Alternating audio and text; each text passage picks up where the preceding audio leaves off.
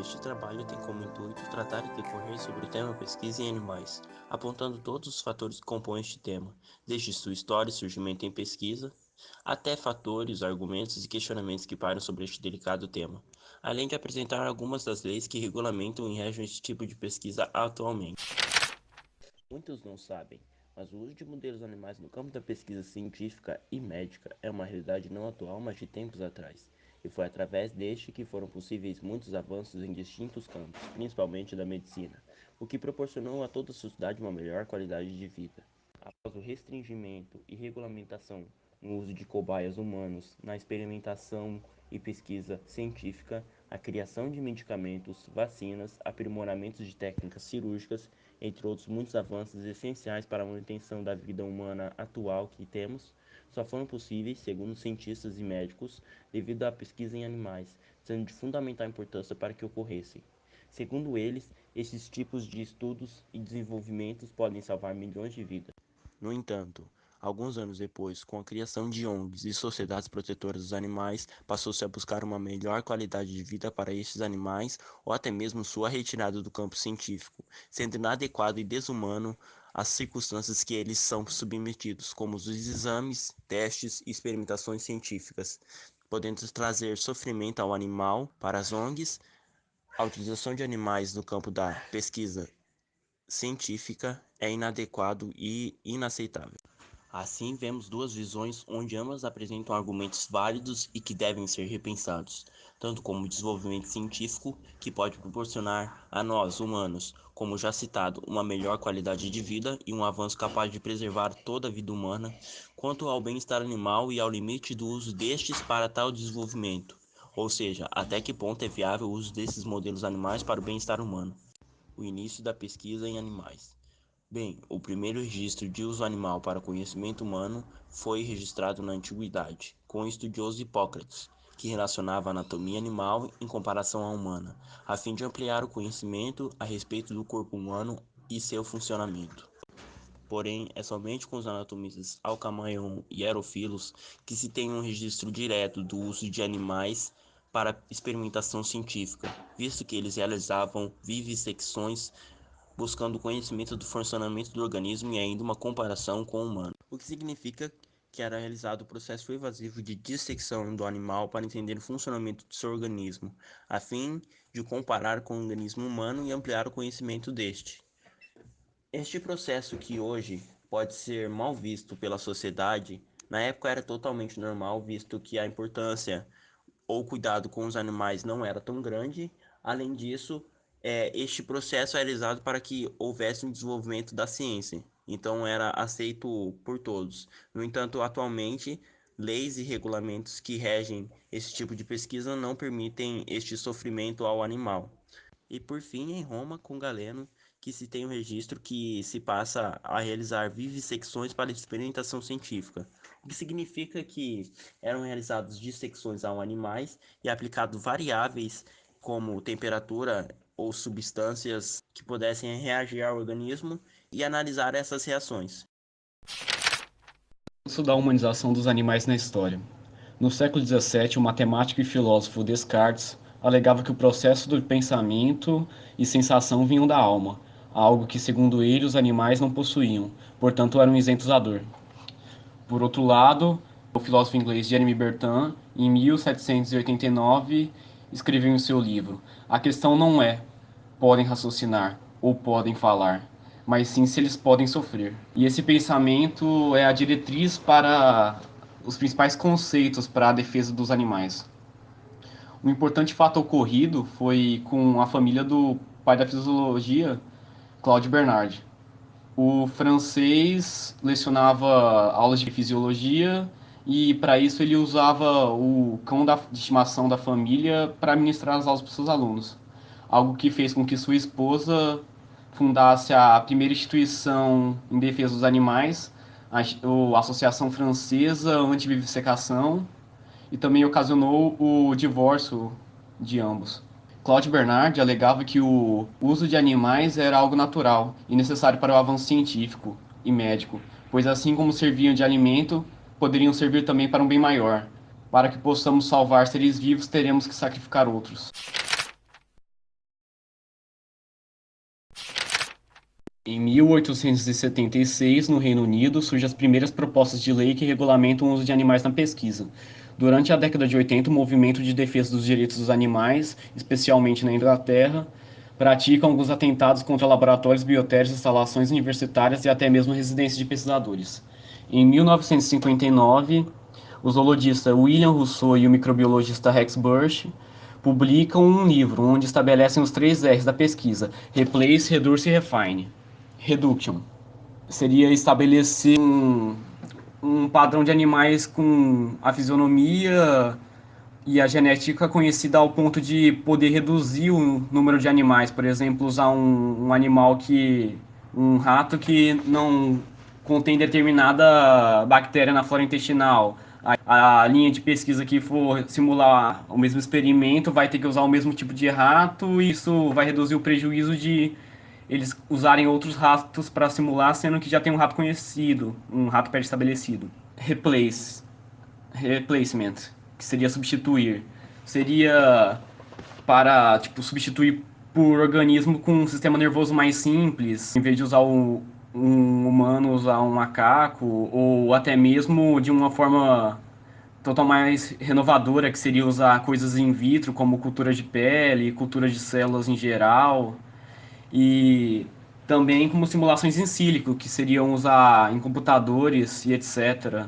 O avanço da tecnologia in vitro vem crescendo exponencialmente depois de estudarem e poderem manipular a regeneração celular. E o último R é o refinament, refinar. Seria minimizar o dano possível, por exemplo, um treinamento adequado, técnicas apropriadas para manuseio, técnicas que diminuem o estresse do animal, por exemplo, o espaço em que ele se localiza, as condições gerais de um laboratório saudável que não tenha problemas com bactérias, organismos indesejáveis, parasitas. Os biotérios são instalações onde são criados os animais para pesquisa e onde ocorrem as mesmas. Ele segue inúmeros fatores e critérios. Um dos principais seria o modelo de animais que eles utilizam. Eles usam de preferência animais de porte pequeno, com baixo consumo alimentar e com a docilidade alta, para otimizar a questão de manejo e despesas do biotério, bem como aproveitar o espaço, porque o espaço utilizado por animais pequenos é muito maior do que o espaço utilizado por animais grandes. Os animais de biotério, eles, de preferência, eles têm uma genética, uma biologia totalmente conhecida e replicada. Por exemplo, os animais free germs, que seriam os ratos livres de germes, que de tanto replicar as características genéticas deles, chegou a um padrão de rato que ele não teria germes indesejáveis, ou seja, ele teria só os germes necessários para o funcionamento regular do corpo dele. E isso ajuda na eficiência tanto para criar bons testemunhos e para criar um animal que provavelmente ele não vai sofrer de diarreia e etc. É importante ressaltar que os animais criados para pesquisa, eles vão viver somente para pesquisa. Por exemplo, eles podem ter mutações que, se eles forem soltos à natureza, eles danificariam o ecossistema, porque ele estaria procriando com animais nativos daquele ecossistema que provavelmente não teria essa mutação. Essa mutação pode ser benéfica ao ponto de suprimir a espécie natural dali. E quando os animais de laboratório eles podem ser doados, ou seja, quando acabou o ciclo da pesquisa dele e eles têm condições de serem doados, por exemplo, não é um animal que ele foi aplicado a ele uma doença, como, por exemplo, os animais que são estudados para a cura do diabetes, que o animal é implantado diabetes nele para que teste inúmeros modelos para ver qual é o mais eficiente para o tratamento ou para a cura do diabetes. Por exemplo, um animal diabético não seria qualquer pessoa que poderia manejar ele. Ou seja, é muito esperado que um animal que foi implicado numa doença aguda, ele vai ser descartado no final da pesquisa com um modelo de eutanásia, que é uma forma justa e que vai trazer uma morte feliz e tranquila para o animal. Agora, quando o animal ele pode ser reaproveitado, ele pode ser doado, é obrigatório eles serem castrados para que não haja esse tipo de contaminação com um possível futuro escapamento que esse animal faça e ele tenha a oportunidade de procriar com outros animais e contaminar o meio. Regulamentação e leis. Acredita-se que a primeira lei a proteger os animais foi, provavelmente, uma que existiu na colônia de Massachusetts Bay, em 1641. Essa lei propunha que ninguém pode exercer tirania ou crueldade para com qualquer criatura animal que habitualmente é utilizado para auxiliar nas tarefas do homem. A primeira lei instituída surgiu na Inglaterra em 1822, denominada Lei Anti-Crueldade, o que estabeleceu limites para que o bem-estar do animal fosse respeitado, entretanto, sendo esta aplicada apenas a animais domésticos de porte grande. Somente em 1876, proposto pelo Reino Unido, que se regulamentou que a lei fosse aplicada a qualquer espécie animal para fins científicos. Com foco em eliminar atos de crueldades e de maus-tratos em animais utilizados em experimentações, surgiram então sociedades protetoras. A primeira delas foi Society for the Preservation of the Cruelty to Animals, que surgiu em 1824 na Inglaterra. Em seguida, em 1845, foi também criada na França e anos posteriores fundadas sociedades na Alemanha, Bélgica, Áustria, Holanda e Estados Unidos. Tendo em vista a necessidade da utilização de animais para que pesquisas possam continuar sendo desenvolvidas e a importância de preservá-los, a Unesco proclamou em 1978, na cidade de Bruxelas, a Declaração Universal do Direito dos Animais. Tratando de artigos que evidenciam a importância de conscientização para uma conduta humana condizente com a dignidade e o respeito aos animais. Dentre esses artigos se encontra: artigo 1º. Todos os animais nascem iguais perante a vida e têm os mesmos direitos à existência. Diversos países, inclusive o Brasil, assinaram esse documento. Cada país apresenta uma legislação específica para pesquisas em animais. Quanto mais desenvolvida a nação, mais regras são impostas. Na União Europeia, por exemplo, desde 2003 não se utiliza animais em pesquisas para cosméticos, sendo também vetada a comercialização de produtos que contenham ingredientes que tenham sido testados em animais. Lei que entrou em vigor em 2009. O que no Brasil ainda não é algo instituído, apesar do seu viés polêmico e da grande conscientização por parte de ONGs. Já nos Estados Unidos, a primeira publicação sobre aspectos éticos da utilização de animais em experimentação foi proposta pela Associação Médica Americana em 1909. Leis de manejo e proteção animal na atualidade no Brasil. A vivissecção de animais para fins didáticos e científicos teve uma primeira normatização através da Lei 6.638, de 8 de maio de 1979. Mas foi com a Lei Arouca, de 2008, que a normatização ganhou caminhos para o aprofundamento e rigor na elaboração e aplicação do controle sobre os centros de pesquisas que utilizam animais. De acordo com essa lei, são considerados como atividade de pesquisa científica todas aquelas relacionadas com ciência básica, ciência aplicada, desenvolvimento tecnológico, produção e controle da qualidade de drogas, medicamentos, alimentos, imunobiológicos, instrumentos ou quaisquer outros testados em animais, conforme definido em regulamento próprio. E conforme o artigo 2º, essa lei aplica-se aos animais das espécies classificadas no subfilo Vertebrata.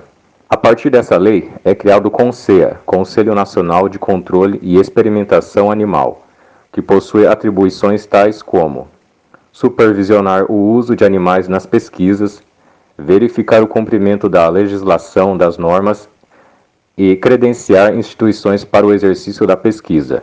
Este credenciamento é feito mediante a constituição das Comissões de Ética para Uso de Animais, CEUA, que dão suporte ao CONSEA. No artigo 15, o CONSEA pode restringir ou proibir experimentos que impliquem em elevado grau de agressão e sofrimento animal, levando em consideração os resultados práticos esperados nessa relação.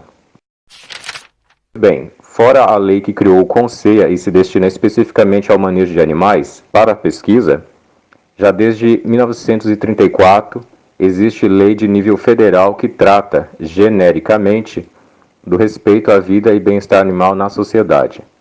Tal lei prevê penalidade de detenção e multa para quem cause maus tratos a animais domésticos ou silvestres, tanto nativos quanto exóticos.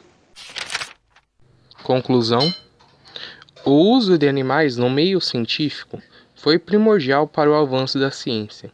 Porém, nem sempre houve uma preocupação com o bem-estar animal nas pesquisas. Hoje, os animais cobaias vêm ganhando condições mais humanitárias.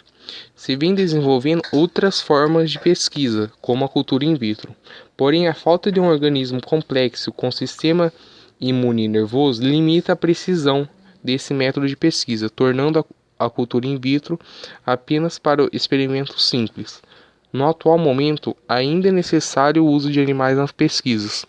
Portanto, analisando as leis e regulamentos que regem esse assunto, cabe aos cientistas a ética e à própria sociedade ter um ponto de equilíbrio onde possa-se desenvolver uma ciência com menos dano possível às espécimes e o próprio modelo animal em si.